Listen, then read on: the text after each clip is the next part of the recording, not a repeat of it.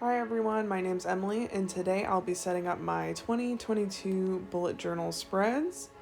If you enjoyed the video, don't forget to subscribe for more because I post new bullet journal videos every month, and all my themes are based off my favorite movies and TV shows.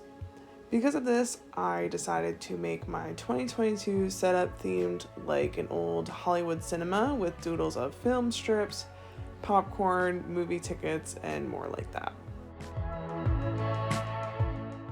I know y'all are going to be shocked, but I'm starting off with a quote page and a cover page. I know, no one has ever done that before. I am a revolutionary, what can I say? Because my monthly themes are always movies and TV shows, I picked a quote that kind of went with that theme of storytelling. So the quote I chose is, "It's not magic that takes us to another world, it's storytelling." And as a writer myself, I really enjoyed this quote.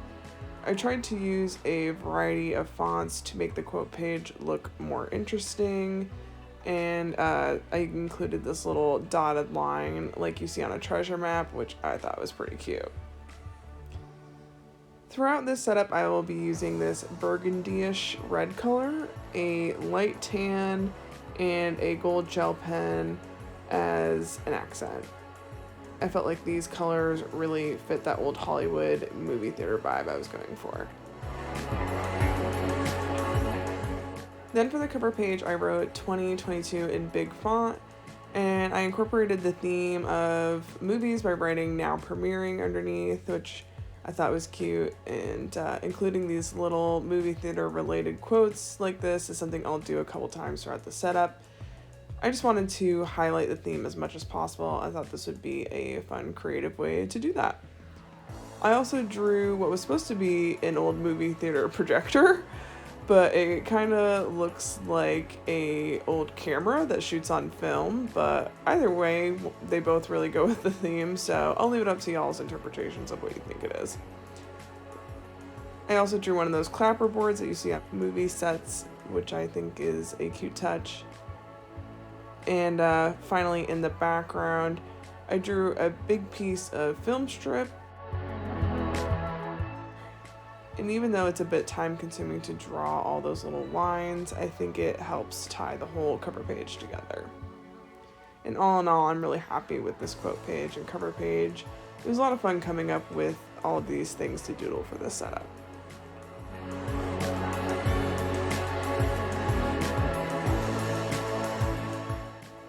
Next up is the most exciting spread in everybody's yearly setup, and that is the future log.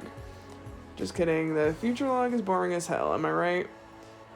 But she'd be super functional, so she's gotta be here. And I keep my future logs pretty simple since I don't do much decoration or doodling so that I can maximize the space on the pages. I use this stamp that I will link in the description that makes setting up pages like this a little faster, but even with the stamp, I still have to write out all the numbers, which is always really boring. Next year, honestly, I might invest in stickers for my future log just because I hate wasting the time writing out a million numbers.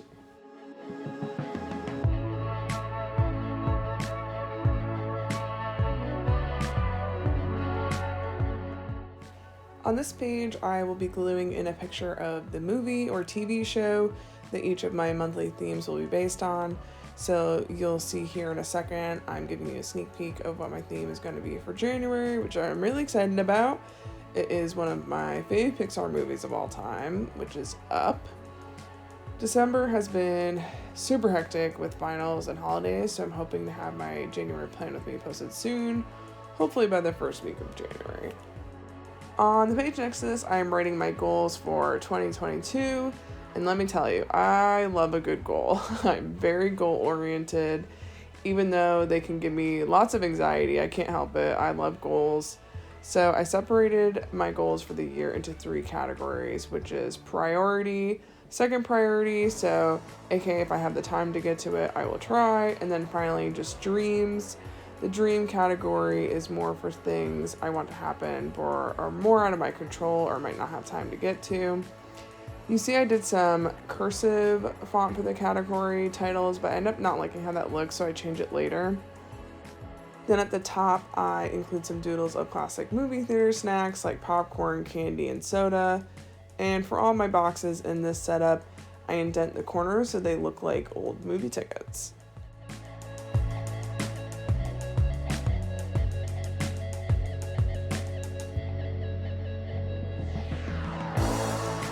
So here I am coming back and going over the cursive with the black box, and then I will write just the name of the category in my normal handwriting with the gold gel pen.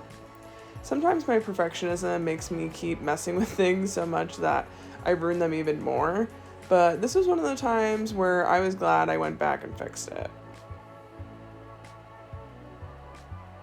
I also color in the boxes tan so that they stand out more. And I couldn't decide what color to make the stars now that I made the boxes tan, so you'll see I experiment with red stars and even gold, but I decided to make them all black, which I think was the right choice. So damn, I'm like 2 for 2 with choices right now.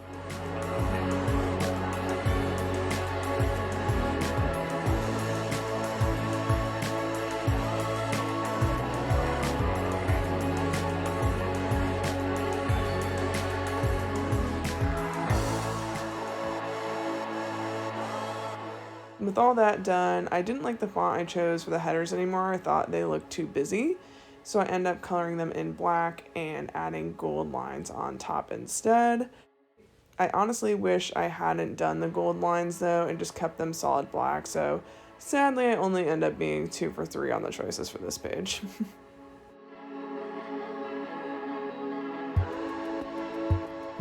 Next up, I'm making a spread where I can write down any commissions I get this year. I used to do pet portrait commissions about 2 years ago, and I've taken a few here and there since then, but I haven't really been very consistent with it in a while. So this year I would like to get back into doing them again. I made this spread just so I could keep track of what commissions I have and where I'm at in terms of completing it, mailing it out, receiving the payment, etc. Especially during the holidays when I might have multiple commissions coming in, it can be hard to keep track of everything, so hopefully this should help my multitasking brain. Here I am again, struggling to figure out what I want this header font to look like. I tried red with black stripes, but I didn't like them, so I just went with solid black letters. After all that fussing, the font is probably the thing I like the least about these spreads. I wish I had just gone with something more simple, but my perfectionist brain needed all the spreads to match, so I just stuck with it for consistency's sake. This next page is where I'll keep track of my follower growth on all my social media. It's always cool to look back and see how much it's grown over time, especially my YouTube, since that has definitely seen the most change in 2021. I had a few good months with my Instagram where, I'd get some new followers every few months or so, but other than that, it's honestly stayed pretty much the same. And I don't mean to sound ungrateful or anything, it can be frustrating when you put a lot of work into something but hardly see any change. But I know a lot of people have the same frustrations with social media, and it's not just me. So some of you might be able to relate to what I'm saying.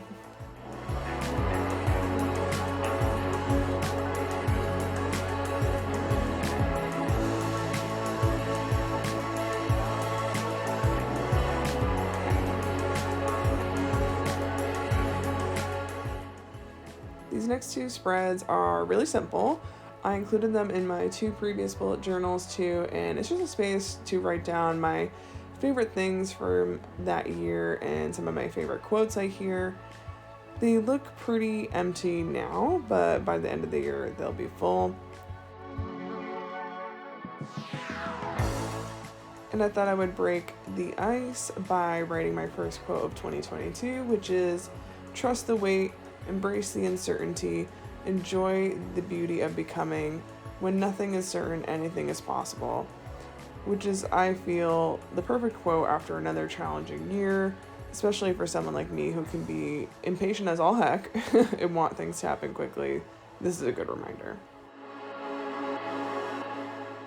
In my mid-year new bullet journal setup, I started keeping a savings tracker, and while I've enjoyed using it, it wasn't as comprehensive as I would have liked.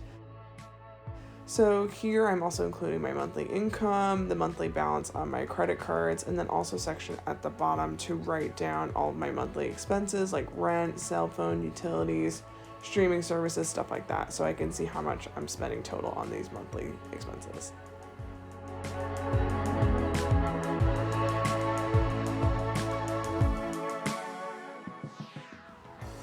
I'm also including a space for a New Year reflection. I'm really looking forward to filling this out at the beginning of the year, and then also looking back at it at the end of 2022 to see how these thoughts and feelings resonate with me a year later. So the questions I will be answering are: what are you looking forward to in 2022? What do you want to focus on in 2022? And what are some mantras and reminders you want to carry in 2022? As I was thinking about my goals for 2022, I started thinking of some ideas for things I would like to do, but that didn't really match the rest of my goals.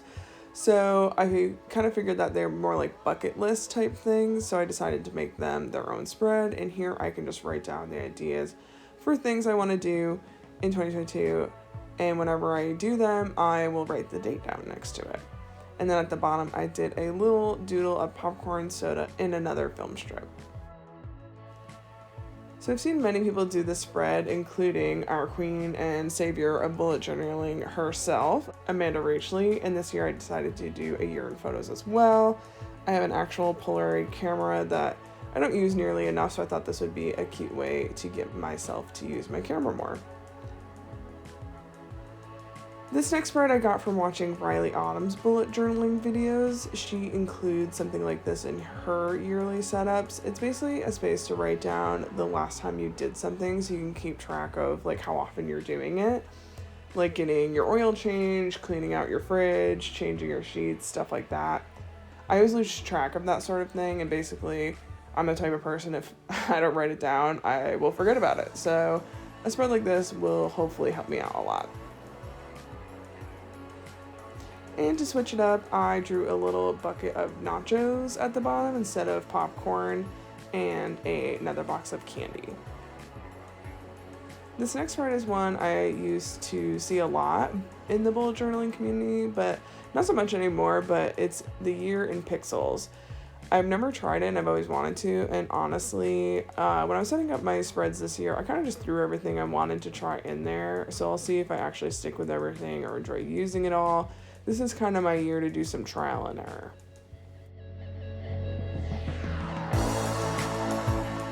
So that concludes my 2022 yearly setup. Thank you so much for watching. Don't forget to like the video, leave a comment, subscribe to my channel. These things help fight the YouTube algorithm and tell it to recommend my video to more people so my channel can grow even more. So any support you can give is super appreciated, and I'd love to have you join me here for another year of bullet journaling videos. As I mentioned before, all my monthly themes are based on my favorite TV shows and movies, and January will be the movie Up, so that should be a lot of fun. I'm sure 2021 was not just a tough year for me, but for all of us, so I am really hoping that 2022 will be better. Of course, there's no way of knowing with so much uncertainty in the world right now, but I wish you a wonderful, safe, happy, and healthy end to your 2021, and hope that continues for you into 2022. Thanks again for watching, and take care until next time.